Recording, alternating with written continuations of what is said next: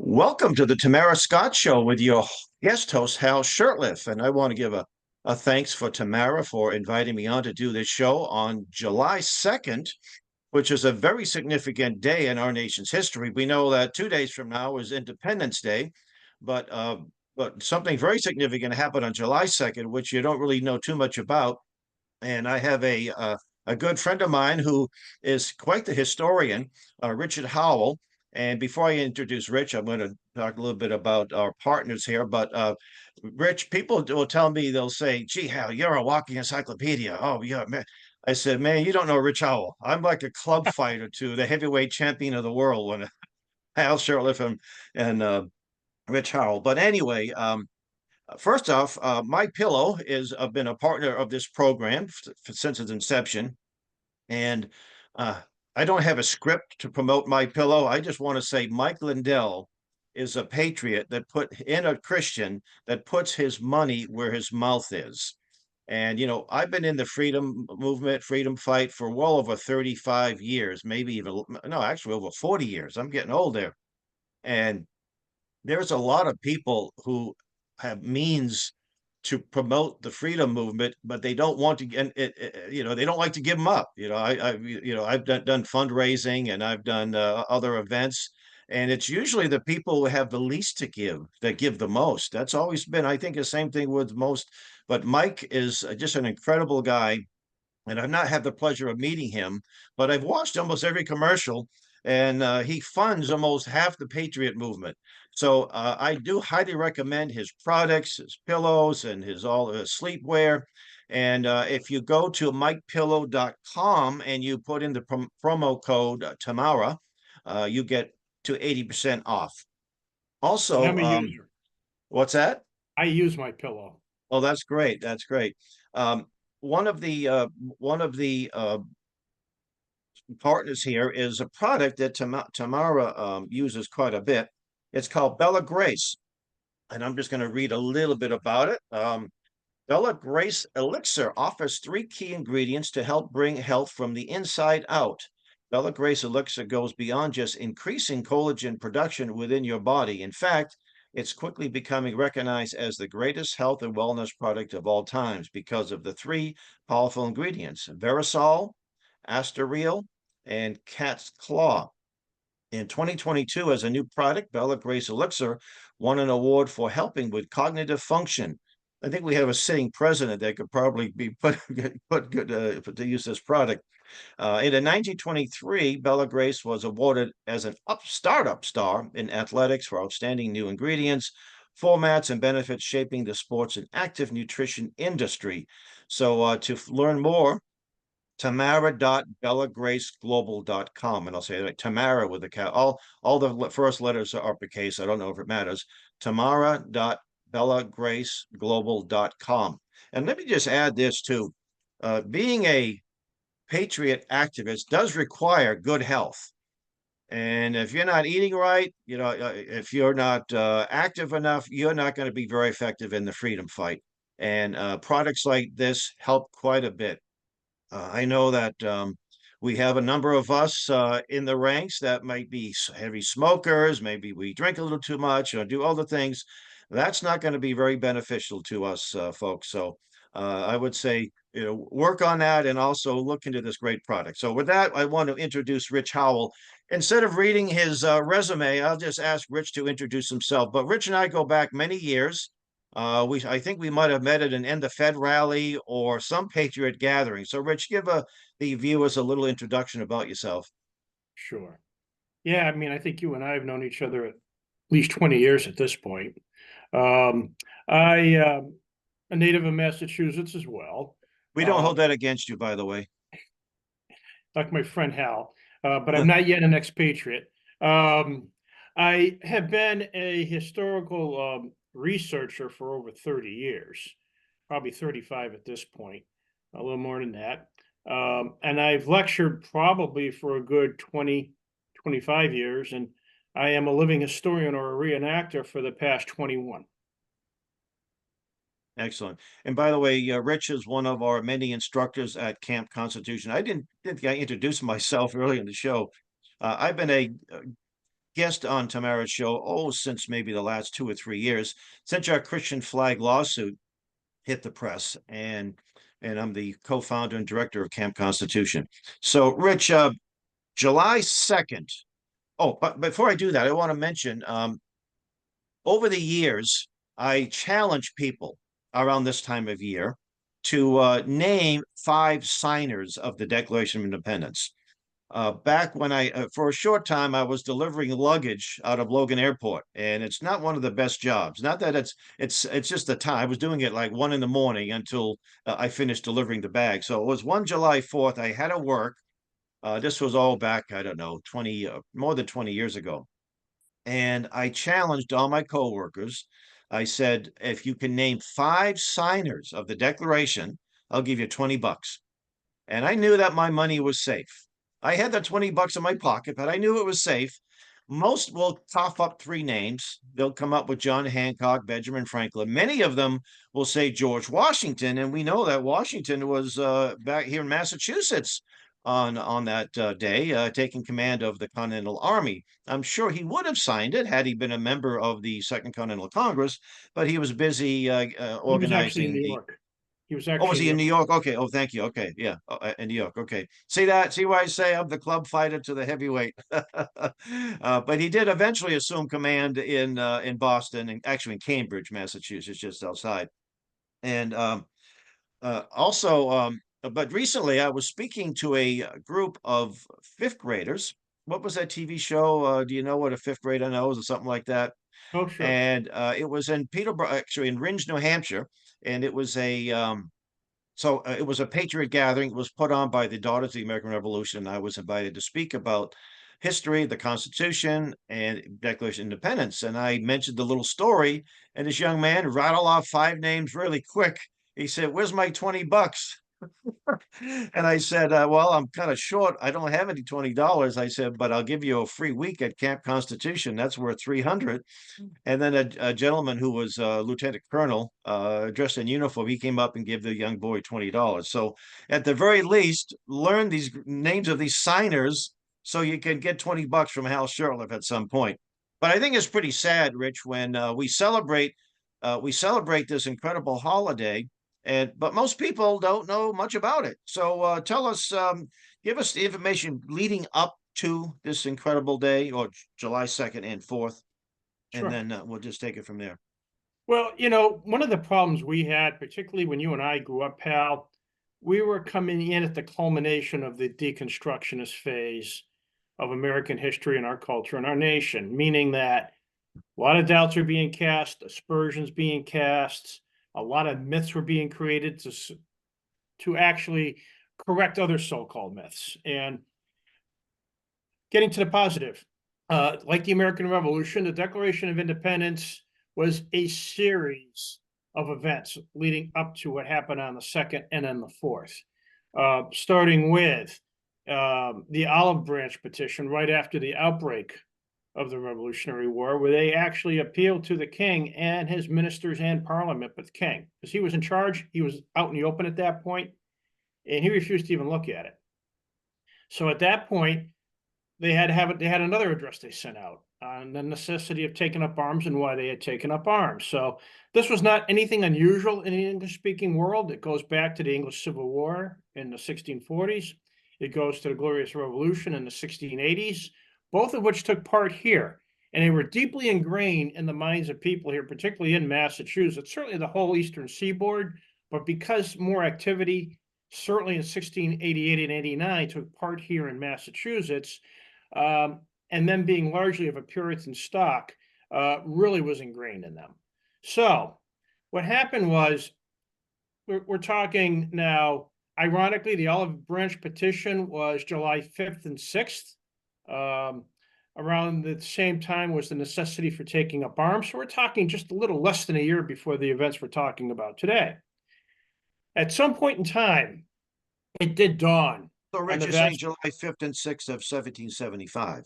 Yes, Yes. that was the Olive Branch petition, and then the necessity of taking up arms, justifying why they had to take up arms the way they had, which is why I gave that background.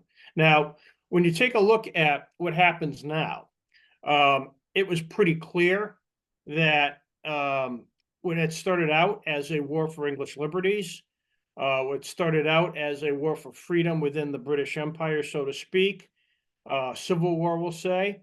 Now it was morphing into something different. We weren't able to get the support we were hoping for overseas among the people living in Great Britain at that point, although more of them supported what we were doing than their own ministry at that point, which is something that's also overlooked. Many of them came over here to fight in our ranks, is something else that's overlooked. And so what had happened was the king was the executive, the House of Lords had the judiciary authority, and then the House of Commons were the ones that held the purse. Well, for another discussion, and we do talk about this at Camp Constitution as to what led to that, the king essentially bought members of parliament and he created lords, which is why he had the control he had. At this point in time, it was pretty clear that there was no other remedy. He had hired the Hessian soldiers out of the German states in late 75, early 1776. And now he's bringing in a foreign army that's truly a foreign army. And at this point in time, the discussions are, what are we going to do? Now, the hesitancy for some of the delegates in declaring independence was not because they had Tory leanings. That's something that is completely misrepresented. Their view, and Dickinson was among these, John Dickinson from Pennsylvania, who was as ardent a patriot as any of them was why are we having to forsake this great legacy? They're the ones ruining it. What are we doing? It may not be quite the time yet. So he pretty much understood that the legacy was broken overseas, but what he was also looking at was, is this the right time to do it? So it wasn't like they were opposed to it. So it was a timing issue. Mm-hmm. Others like John Adams and Thomas Jefferson are saying, we better strike soon. We've been delaying too long. Our people, our armies, our navies need to know what we are doing. We are past our fighting for English liberties phase. We are effectively an independent country, and we ought to be that because there is no redress overseas with any part of the current government of Great Britain. So what they did was there was going to be a resolution. And one thing they very wisely had decided, it had to be unanimous. It couldn't be a plurality. It couldn't be just the majority. Couldn't even be a 3/4 majority. It had to be unanimous because everybody was going to be into this. And so essentially the main colonies, because the ones we had up in Canada, the ones we had down in Florida at that time, they were recent acquisitions. They really weren't as deeply ingrained. You had a large French population in Quebec. Many of them supported us. The clergy did not. That's a whole other story. And we had a lot of support in Nova Scotia. We had quite a bit, but the British forces were strong up there. And so so essentially the 13 colonies were the ones that were getting together on this. So what had happened was it was determined that the Virginia legislature was going to debate this issue. Which legislature was going to do it? The Virginia legislature. And as you pointed out, George Washington, who did sit in the Second Continental Congress before he was nominated in actually June of 1775, just before Bunker Hill he gets up here, or after it, I'm sorry. A little after, yeah. Right, 2 days after he gets up here, actually. So what happens is he's not sitting in either the Virginia legislature nor in Continental Congress at this point, but he had been there, within the last year. That's why some people confuse it, and there's other reasons why they confuse him as being a signer, which he was not. However, the members of the legislature, Richard Henry Lee, actually takes a ride into Virginia, goes down, has the House of Burgesses debate this resolution that these colonies are and of right ought to be free and independent states. Now, he does this, I'm going to say early to mid-June, and they pass it overwhelmingly. If not unanimously, it's overwhelming. And so he rides back. Now you have a colony that has, in this assembly, because it's not just these men in Philadelphia, now you're hearing from the voice of the people saying, we want this. Now, also in line with that, each one of these men were given instructions by Rich, hold your thought there. We have to go to a network break in just a few seconds, and we'll be right back. Just like a little second, and then I'll just reset. Okay. Let's Well, welcome back to the Tamara Scott Show with your guest host Hal Shurtleff, and we have on as a guest on the show Richard Howell, historian from Massachusetts, and he's been talking about what led up to the actual Declaration of Independence. So, Rich, go ahead and continue. Certainly. We had left off with the Virginia Resolution, as it's been known, or the Lee Resolution, named after Richard Henry Lee, whose brother actually was also sitting in Continental Congress at that time. Now, Richard Henry Lee, wasn't he a cousin of Lighthorse Harry Lee? Were they They were related? cousins. They Yeah. were first And he cousins, was I the believe. father of Robert E. Lee. Correct. Yeah. That's correct. So the Lee family in Virginia, correct.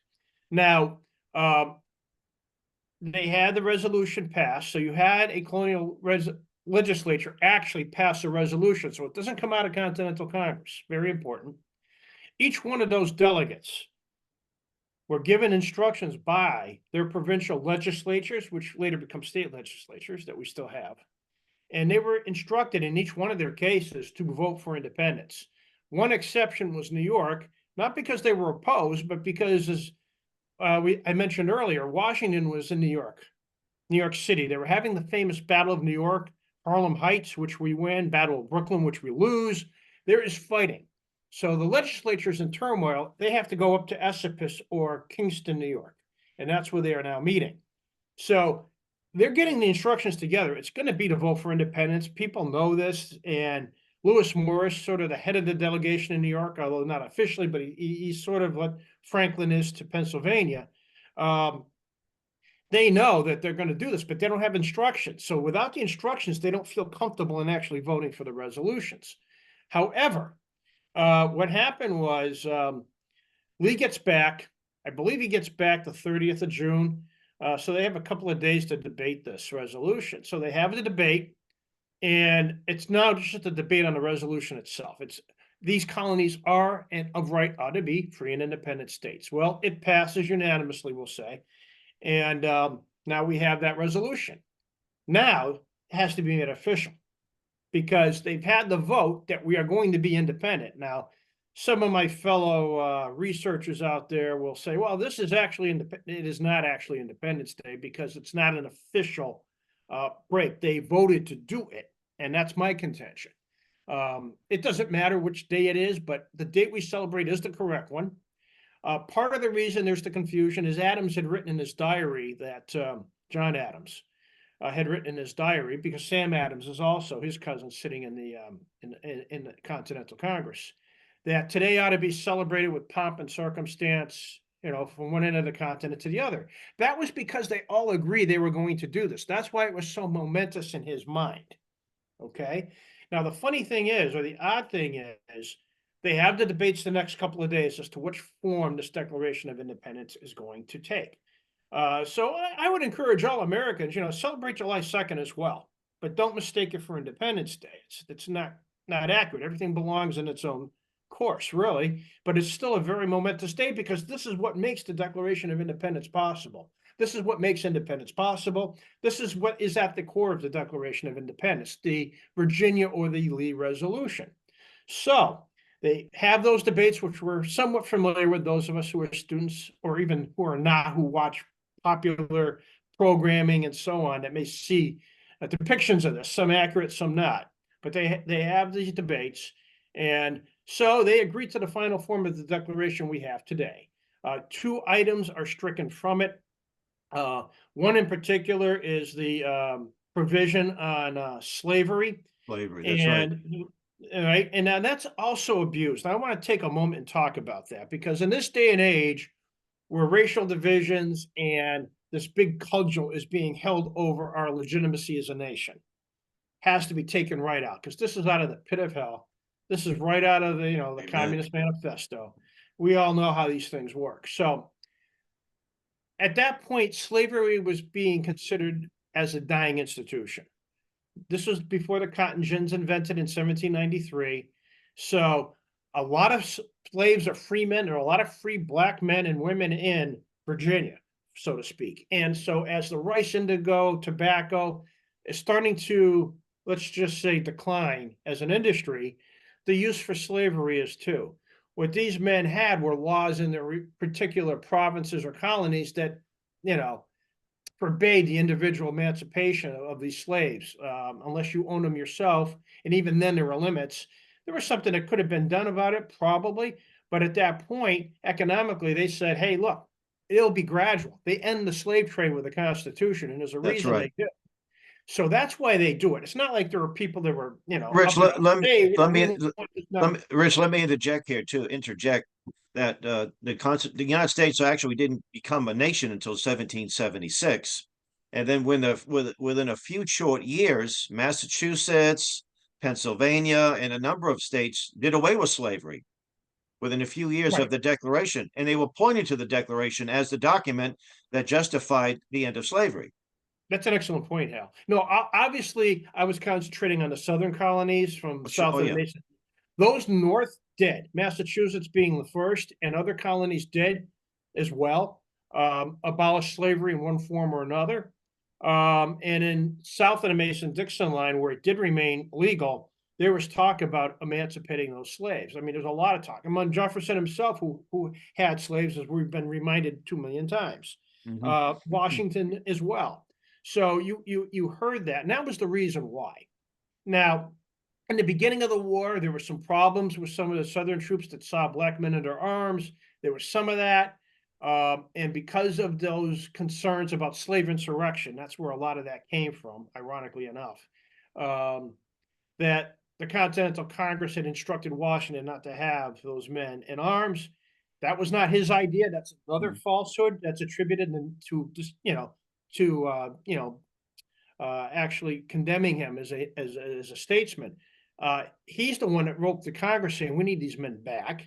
They were under arms, they were good, and they follow his instructions, especially when the Hessians are coming into town. But even before that, so it doesn't last very long, but it happened. So getting back to the Declaration, that's why that's taken out.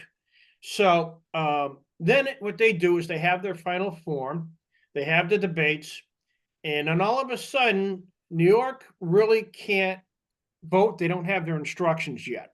So what happened was they understood that it's going to be unanimous, but New York abstaining does not make it ununanimous, so to speak. However, it comes down to the colony of Delaware, or the lower counties, they call them, because they were governed along with Pennsylvania to a degree, but they were still their own separate entity to a I think degree. there were 3 counties, wasn't it? The state only has 3 counties. The same three. Yeah. Yeah. So the same 3 counties. So what happened was, Wilmington, Sussex, and Newcastle, those were the counties. And those are the same counties today. So what happened was it comes down to a division, between two of the delegates. Now, the delegate who did not want to vote for independence was not against independence either. He just thought it was premature. That was different. You don't have Tories sitting in the body, as has been depicted in some famous, popular, productions. But Caesar Rodney, who was the deciding vote, had been down in Delaware. He was not a far right, but he was still a good 60, 70 miles away. The reason he was absent was because there was a Tory, for lack of a better term, minor uprising. There were some troubles. He went down there. He was sent down there to quell it. Because keep in mind, most of your leading men from these colonies were up in Continental Congress, or they were serving in the Continental Army or Navy or wherever they may have been. But certainly, he was needed there, and because they needed some leadership. So he gets the word that we're about to vote on this thing. We need you to come up and break the tie. So he comes up and he breaks the tie. But let me point out too, for those, the United States issued the state quarter series, and Delaware was the first state quarter, being the first state to ratify the Constitution. And on that quarter is this guy on a horse, and that's Caesar Rodney. That's right. That's right. And so he breaks the vote, and then all of a sudden it goes forward and it's unanimous. And so the reason why do you have a vote for that? Because the Declaration this is the official document. The President of Congress signs it, becomes official, and the Secretary attests it. That is the official. It's like when we pass a law here. You hear they voted for the law, fine, but then there's the signing that actually puts it into law. Hmm. So it's similar. That's where that custom comes from. So precedent. So they're voting for this declaration outright. And so they do pass it. Ironically enough, Lewis Morris decides he's going to sign it anyway. And a few days later, the instructions came in from New York State. They were delayed Hmm. because of the fighting to vote for independence. So it truly became a unanimous document. So let me ask you, we discussed this before last night when I invited you on the show and I thank you for coming on such short notice. In the wonderful play 1776, which also became a movie, I had the opportunity to see the play with the original cast. I think you'll see that they all sort of on that July 4th they all start signing it. And I've heard different stories. At first, the only one that signed, the only delegate that signed it was John Hancock, and he allegedly said that he's going to his big signature so John Bull or King George doesn't have to put his spectacles on. And in the movie, they're all lining up. But again, I've heard either that he was the only one besides the secretary that signed it, and others believe that there were more than one that signed it. Can you go over that? And Yes. Obviously, this did not become a major topic of discussion until years after the war ended. Um, Again, to make the document official, it takes the president to sign it, and it's attested by the secretary, which is Charles Thompson, who was ironically the same secretary for Washington at the Constitutional Convention, same man. Mhm. Um, so essentially, what had happened was um, they had asked Adams, Jefferson, and Franklin because when it started becoming more of a discussion after the war, all three men swore they signed it on the 4th of July. Now, keep in mind, um, you look at the Constitution, you look at the records of the Continental Congress. Uh, that day, there were two entries: one for approving powder to be delivered and appropriated, and the other one was signed a document, and very, very low key. And it's not because it was a low key event; they knew it was not. It's just these were secret, and they didn't want this to get into other hands. I suspect that's my understanding of why it was that way. But there's a man, Thomas McCain. Thomas McCain came out of Maryland, famous patriot, renowned family throughout the next 150 years of American history, really, even to this day, probably. But McCain had voted for independence, but he had to leave. So he was not there on the 4th. And a lot of the delegates had to leave. And I'll tell you why I brought up McCain in a second. But what happened was you have a war going on. Morris had to head right back out too, by the way. But I mean, the war is not very far from Philadelphia. It would reach it within a year. Um, the war is not a little more than a year. You have these men that have to attend to business in their other colonies because, again, these men are leaders in their colonies in a time of upheaval, and they need to go back to where they are as soon as they can. So some had longer journeys than others. So where I'm going with this is a number of men did sign on the 4th along with um, Hancock, and but they also had another signing where more members would be back, and that would be August 2nd. August 2nd, unfortunately, has been picked as the day when most of these guys sign it, and that's not true either. Thomas McCain was not present on August 2nd either. And again, I'll bring him up for a reason in the context I just did twice. But a number of men did sign at that point. Also understand, one of the Committee of Five, Edward Livingston, right? He was there with Roger Sherman from Connecticut. By the way, the Committee of Five were the five men that drew up the That's what I Declaration. was going to explain. Yes, they were the Okay. five men who drew up the draft for the Declaration of Independence. So it was obviously Thomas Jefferson and John Adams, Benjamin Franklin, Roger Sherman out of Connecticut, and Edward Livingston out of New York, whose brothers were also involved in many levels. In-laws were involved in many levels. Very famous family, actually. Very interesting family by themselves. He had to leave just before it was signed. So he didn't sign the document he was on the committee for. Later on, his brother would go on to the declaration, Robert, right? And he would sign later. Hey, Rich, let's hold that thought. We have to go to a network break. You're watching the Tamara Scott Show with your guest host, Hal Shurtleff. Okay.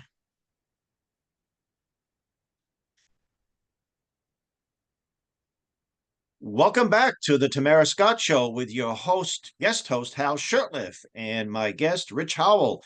And Rich, just continue on where you left off, please. Sure. So Robert Livingston ends up signing in the stead of his brother Edward. Now, because he's elected, he's not there to fill his position specifically, but he's elected. And he doesn't sign till much later. I don't know if he signs on August 2nd. I understand he may not have signed until the fall because some of these men were signing for a year after that, some for a couple of years after. Now, I don't know how accurate that is either, but there are stories that it was maybe 2 or 3 or 4 years before somebody Really? signed it. Well, I heard Elbridge Jerry, his name to fame is the Jerry Man, Yeah. but he was actually one of the last to sign, if not the last to sign. We're told that. And again, I don't know when. I think the 1781 date's kind of late. I think this thing was probably signed by the end of 1777. I'm pretty sure. Mhm. I can't swear to God and tell all these people out here that you can stake your lives on that. But I want to say, to my understanding and research, I don't think it was beyond that because you hear a lot of Rich, stories. can you hit the copies that were sent to the various colonies or states? What was the difference? That was actually typed out. Wait, trying to think of the name of the man who the printer who did it. His name was Dunlap, on them. What Dunlap Dunlap, yeah. broadsides. Yeah. So how many copies of that were circulated? Do you know offhand? I don't remember. I think initially maybe 13 were. Okay. I don't know that exact number right off the top of my head, but they did. And there was another broadside sent right out after that. Actually, there was a female printer. Her name escapes me at the moment. She sent out a bunch of them after when they engrossed it. Because what they did was they changed it to unanimous declaration. They wanted to make sure that they knew all colonies were able to vote for it, not just pass, Mhm. or abstain.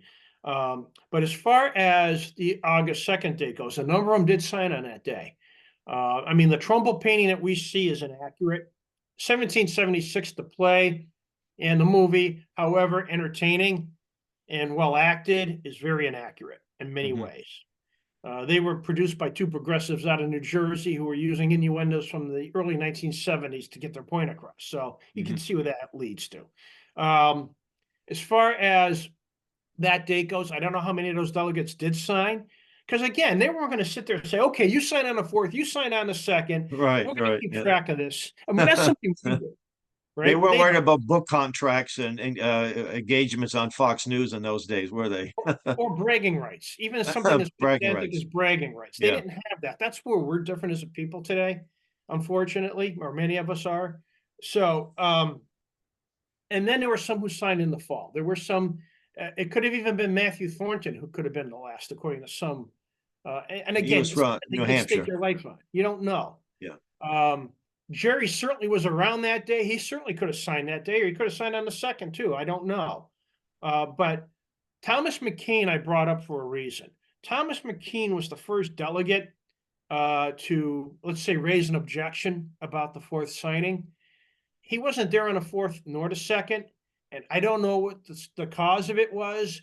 I can only suppose people were talking to him about that. Oh, you weren't there on that? You weren't there? Well, nobody else was there on that day.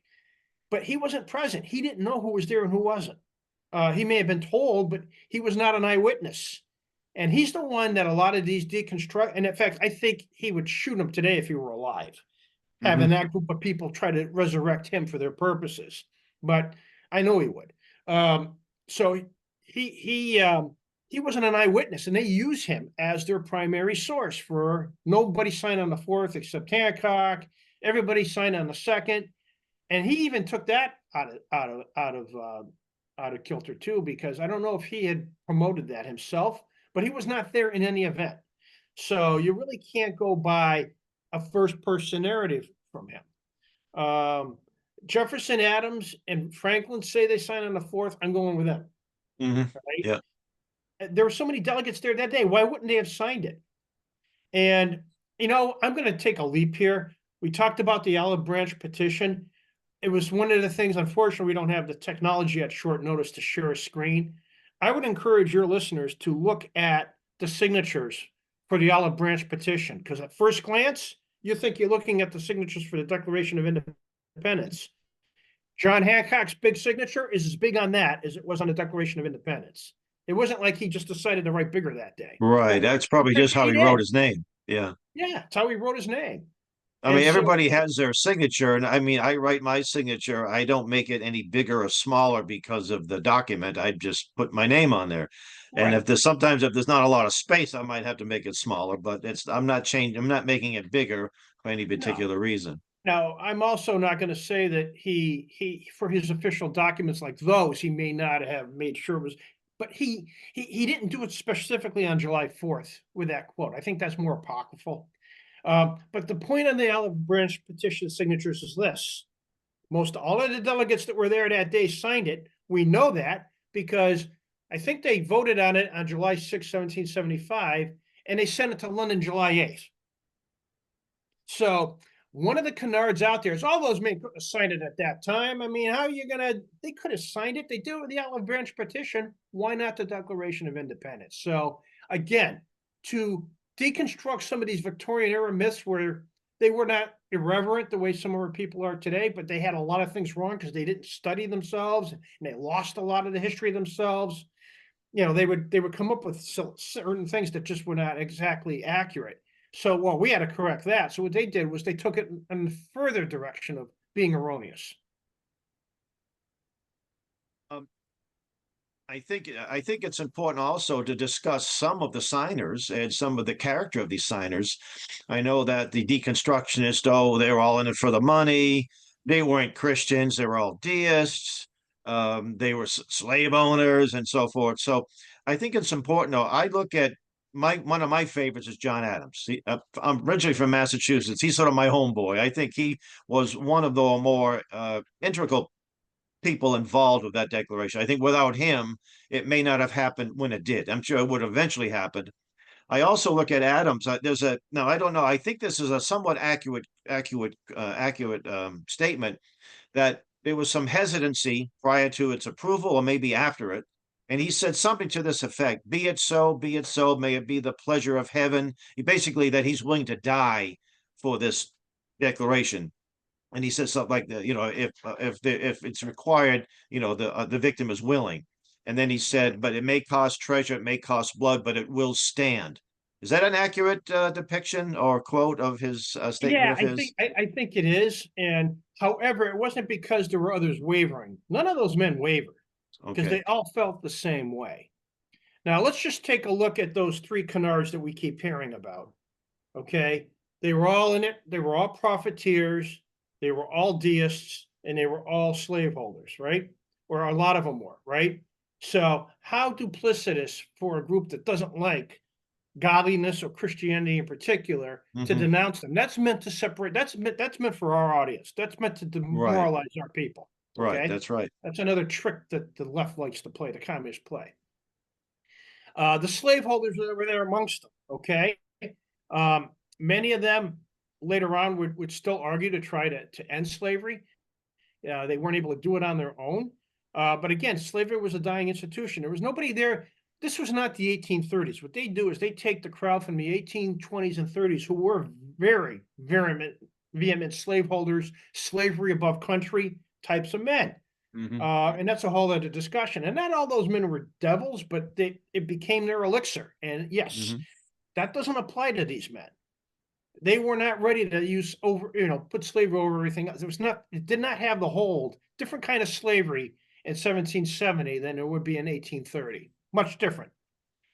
The other thing, deists. Okay. And I've even had arguments and discussions with some of our believing brethren on this. Franklin was not a deist.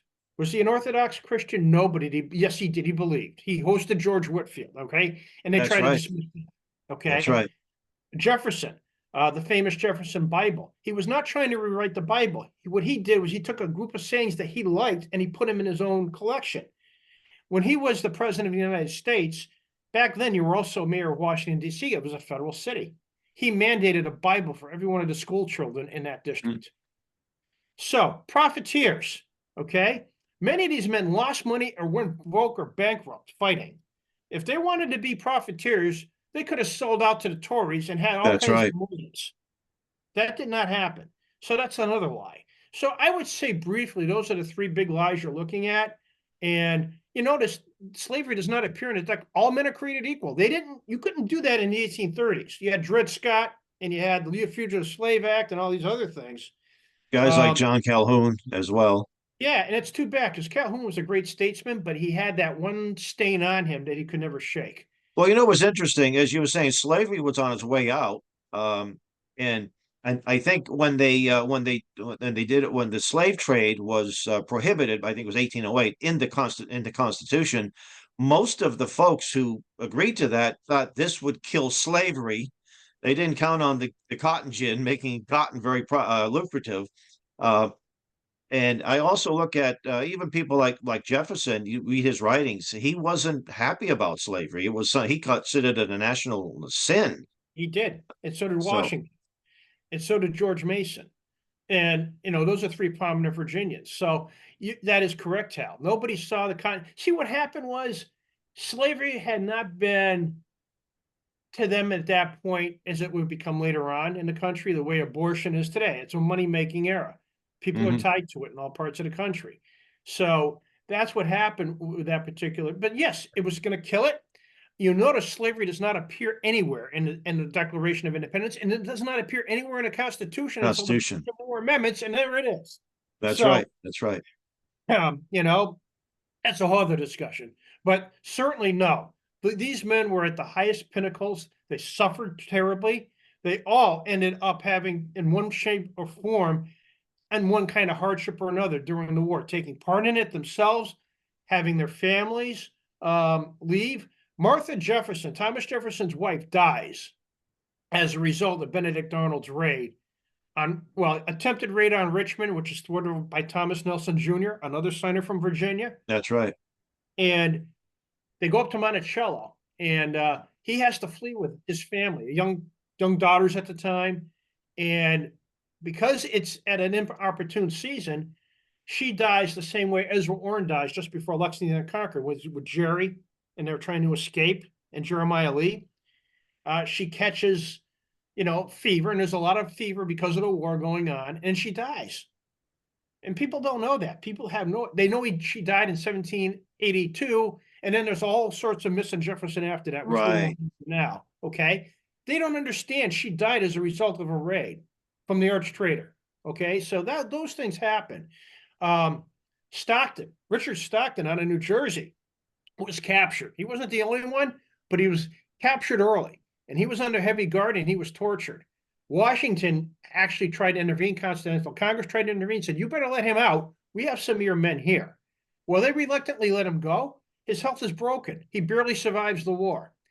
Fortunately, his home, Malvern, is still standing, and it's actually the official governor's residence for the state of New Jersey. Great legacy he left behind. So you had another man out of Georgia, Mr. Few, and his sons were on naval vessels. They were captured in sent to the prison ships in Wallabout Bay, New York. And they said, "Look, all you need to do is renounce the Declaration of Independence. We'll free him." He says, "I'm not going to do it." They went to his sons on those ships. They said, "You know what? Why don't you renounce your father and the Declaration of Independence, and we'll let you out?" They said, "No, we're not going to do it." Want to do it. Yeah. So there goes that other canard.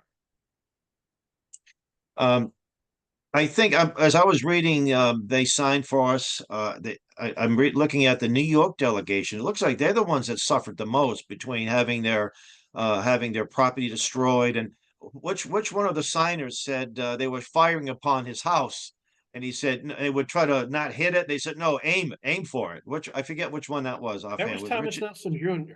He was Thomas? in No, yeah, Yorktown. Yorktown. His Yeah, uncle, Thomas Nelson Sr., had his house commandeered by Cornwallis, and that house was destroyed in the battle. And they had commandeered all the homes. And Nelson did say that. He says, "You know what? In fact, there's even a story that he led by actually aiming and firing a gun, because he was also, in addition to being the governor at that time, he was also a brigadier general in the militia, or a major general in the militia. And he hey, Rich, actually, hold that thought. We have to go to a network commercial, and we'll be right back.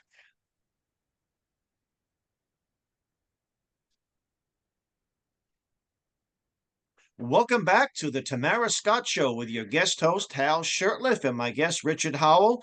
This is the last segment. Rich, we were talking about some of the signers and what they suffered. So let's continue where you left off. Right. So you take a look at Thomas Nelson Jr. He's just become the governor of Virginia, succeeding Thomas Jefferson. And it was an election, so they had that in the middle of the war. They did have that. Well, they had that trade off. So he's also a general in the Virginia militia. His uncle's house has been commandeered for Cornwallis's headquarters. We know this because we had people, including escaped slaves, come over and tell them what was going on there. And there was reason to believe his house also was being used for some nefarious purpose. At the siege of Yorktown, Yorktown has really not changed a whole lot in the intervening 250 years, which is good. I mean, it's still very small. And it was even fewer dwellings there than there are now, but they were all clustered around that part of the riverfront. And that's where the British Army, Navy headquarters, I mean, the bulk of the forces were. So they had a fire on them. And he said, "There is my house, fire away." And according to one story, he even aimed and fired a gun at his own house. And his house did survive. If you go by there today, you still see the cannonballs lodged in his house from the That's siege. amazing. And who That's knows, he may amazing. have fired one. Yeah, that's amazing. I think one of the greatest stories out of this was that on July 4th, 1826, both John Adams and Thomas Jefferson died that same day. And I recommend if you're ever visiting, and by the way, watching this show, if you want to reach out to me, campconstitution.net, I can put you in touch with Rich. If you go to our YouTube channel, Camp Constitution, and just I think if you put your name in there, you'll get some incredible lectures. I think one year you read the Declaration of Independence. You were just up as a colonial general. We had you speak at the Springfield Arsenal, where there was a raid on that arsenal, and you spoke on a number of topics. And we've had you during the year. We've had you speak at our events as well, so you can get a really good dose of history by going to our YouTube channel and putting in Declaration of Independence, putting in Rich Howell, and all kinds of great things will come out. But if you're ever in New England, watching this show, or people from around the country, and you would like a little tour, we have a place right in Lexington, just a few blocks away from the Battle Green. And well, time permitting, we can, I kind of make my own schedule. So if you come up for a visit, we will take you to Lexington and Concord. And we can also visit the Granary Burial Ground, where you find, I think, is it 4 or 5 signers? You've got, no, 4 signers. You've got John Hancock buried there, Sam Yes. Adams, Robert Treat Paine. Yeah, I think there was at James least Elder 3. Pass, you did. You have Yeah. those 3 there. Yep. Yeah, so just go to campconstitution.net and put in what it says contact. Just say, "Hey, I saw the show and I'm interested." So let's so we had 2 of the I think, more well-known signers die that same day. You can actually visit the John Adams homestead, and the chair that he died in is still there, preserved. So I highly recommend it.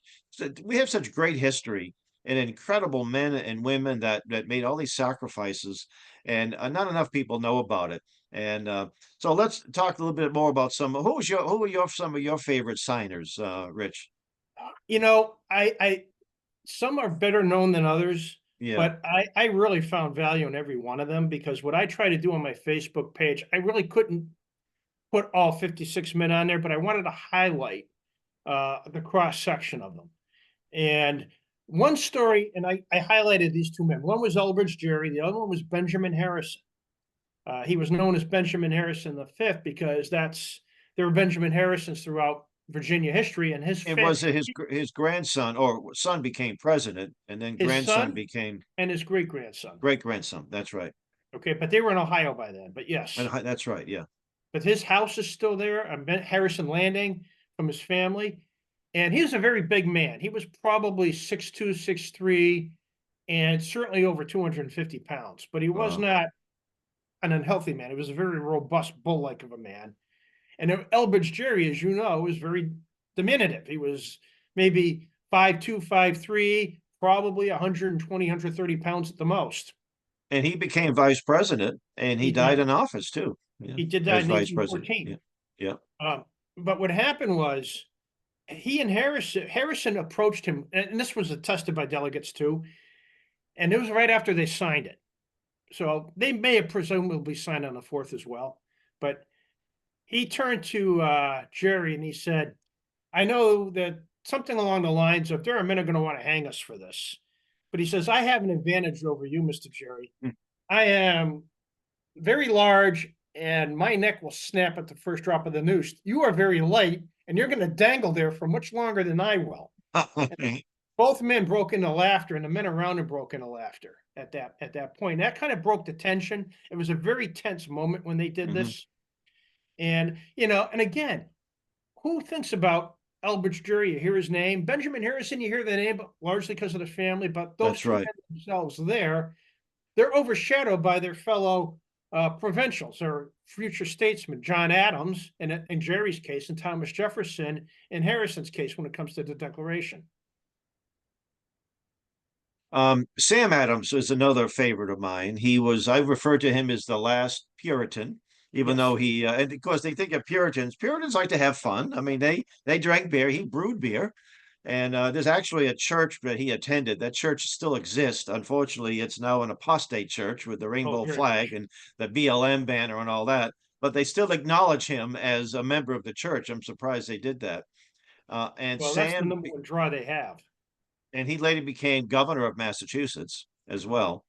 And he was amazing because he was the prominent revolutionary at the beginning of the war. He slowly and surely takes a back seat.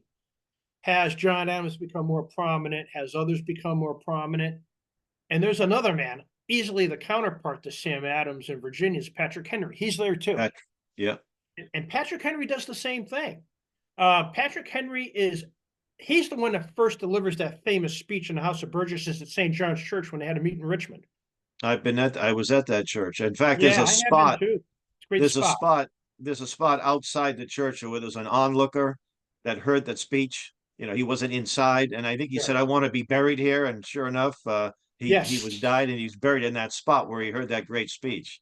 Yeah, and they met there a couple of times because that was when the governor was getting his forces ready. So they left Williamsburg, went to Richmond, and Patrick Henry delivered probably the first seminal speech on what we were doing. And this is a month.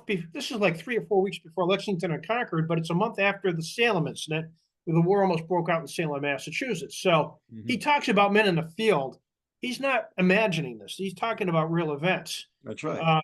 So he and Sam Adams, two of the most famous men there. If you want to talk about, if you had to go to King George and say, okay, which two guys do you really, among others, by the way, there are others he distastes very much so, but who are two of the guys in your top 10? Obviously, Sam and Patrick are there. Samuel are both on there.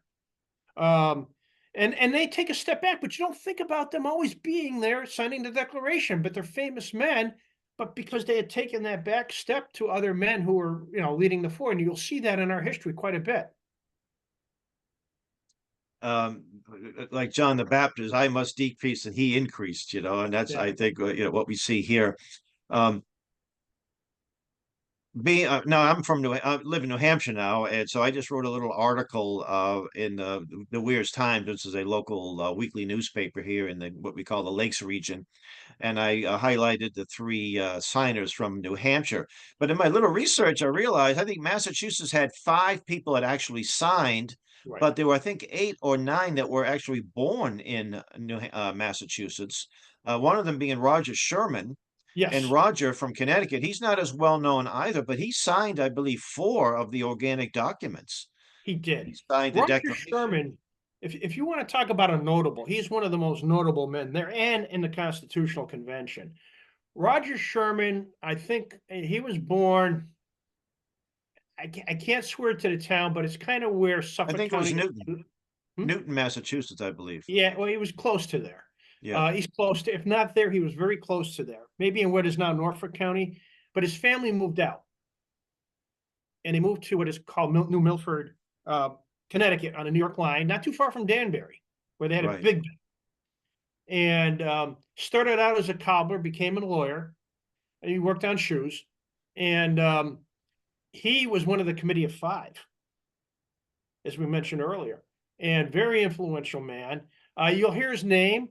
The Civil War Union governor out of Connecticut, Roger Sherman Baldwin, was named after him. So he had Mm. quite a bit of a provenance after such. But he's one of the guys that is in the second tier of people's memories. If you're really not in tune with this, his name will come up, but most people still don't really recognize him for what he did. Not like he's not on the starting lineup, so to speak. He's not the first So name that comes to mind, but there were many. You bring up a good point, Hal. Um, you know, there were delegates in Georgia who were born in New England. You had mostly the Virginians and Robert Treat Paine out of Massachusetts. He was born in Massachusetts, but his great grandfather, because his mother's family came from Connecticut, his great grandfather was Governor Robert Treat. Now, many people may not recognize this name, but in Connecticut to this day, that early fight for liberty in the 1680s, he was the governor during the Charter Oak incident, and he was one of Charter the Oak, men yeah, that hid the Charter Oak and defied Andros and the Tories back then, Governor and they had to Andros. back down. That's right. Also, Josiah Bartlett was born in Amesbury, Massachusetts, and they Yes, just crossed the river over to New Hampshire. And William Whipple, and that's an interesting story. He was born in Maine, Kittery, Maine, which at that point was part of Massachusetts. So you actually have to correct. say he was actually a Massachusetts native. And William Whipple became a militia general. And there's some that wonderful painting of crossing the Delaware, which is historically inaccurate, but it's a beautiful painting nevertheless. It looks like he's in there with his slave whom he freed, Prince Whipple. He actually freed him when he asked him to, would he fight? And he said, I'm not going out as a slave. I'm paraphrasing. And they say he freed him on the spot and he was with him the whole war. But he was most likely not on that boat. They were involved, but they were nowhere near that boat at that particular time. Yeah, that's But he another was one of the another signer. inaccuracies. Trumbull's a What? great guy. He fights in the war too, but those paintings aren't completely accurate. In fact, the boat's going in the wrong direction, actually. Um, but I would say Whipple has a great house, as you know, in Portsmouth. Um, it's funny. Whipple and Bartlett didn't move very far because they were right on the edge of the Mass Right. New Hampshire That's right. line, for certain. But the thing is, when you look at those men, I mean, Whipple was very instrumental. I believe he was on the Marine Committee, the Naval Committee too, along with John Adams. Very instrumental at the great shipbuilding facility, right? What today is over the line in Maine in that harbor and one of those islands, so you have that. But yes, there are a lot of men who were born in other colonies, some born overseas. John Witherspoon That's right. There was some. Yep. was born in Scotland. Oh, we only have about 2 minutes left, or a little more than 2 minutes. Can you recommend some readings or maybe a good video for the listeners Well, and the viewers, I should say? what I would say is when you're talking about this, go for primary sources. They do have documents, the records of the convention, the Continental Congress Convention, but also the Constitutional Convention. Those are the books you want to use. There are some, I'm trying to think, there are not a whole lot of contemporary books I can recommend because they've been tainted with the progressive lens of today, where if you're going to get published, you better put X, Y, and Z in there. And it Right, just takes right. away from the story. Um, I would Well, say, they signed for us. They signed for us was a book originally published, I think, in the 1840s, yes. and Wall Builders put it back in print some years ago, and it's still in print. That's where I've been getting copies of that. Wall Builders is a great resource because they have lives of the signers and then they have wives of the signers, That's right. the women they were married to, who suffered the same privation as those men did when they had to go through their turmoil. Uh, but I would say primary sources are the best ones to go through. The only time I would buy a contemporary source on the Revolutionary War is if you're doing a battle study, a tactical, strategic study, and there's no analysis, for political this, that, and the other thing. Then I would do that because you have sources today you didn't have back then. But for these men, original documents, Hal, the big thing we look for is what did they do? Buy a book on John Locke. Buy a book on Montesquieu. Buy a book on Algernon Sidney. Buy a book on the men who influenced them. Buy a book about the Hey, writings of Rich, Edmund we Burke. could go on for another few hours, but we're down to less than 20 seconds. So I just want to thank you again for Oh, coming sure. on at very short notice. I want to thank Tamara for having me, and for all of you to listening. May you have a very happy Independence Day. God bless.